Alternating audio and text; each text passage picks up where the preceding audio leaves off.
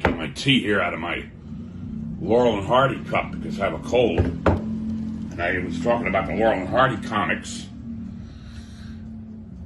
And then the D. Martin and Jerry Lewis comic book.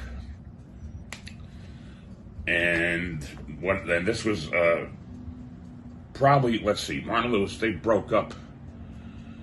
They were around in the 50s. By the late 50s, they broke up. And so they had their own careers. D. Martin had his career, and Jerry Lewis had his. And so they continued the D. Martin and Jerry Lewis comic book, but without D. Martin, because they broke up. And so they continued it as just Jerry Lewis.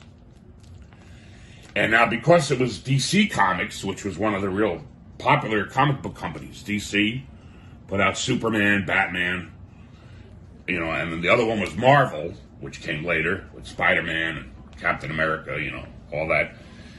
So DC, because DC put out the Jerry Lewis comic books, he was able to meet, they had a comic book where he met Superman, as you can see.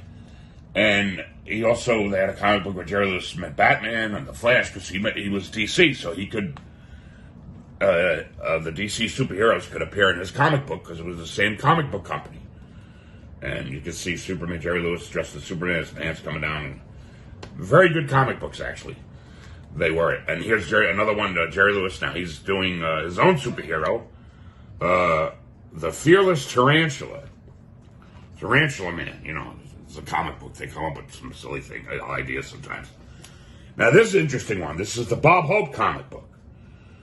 And around the same time as the Jerry Lewis. And they were really popular because in the 60s they were the most popular comedians. And this is the Bob Hope comic book.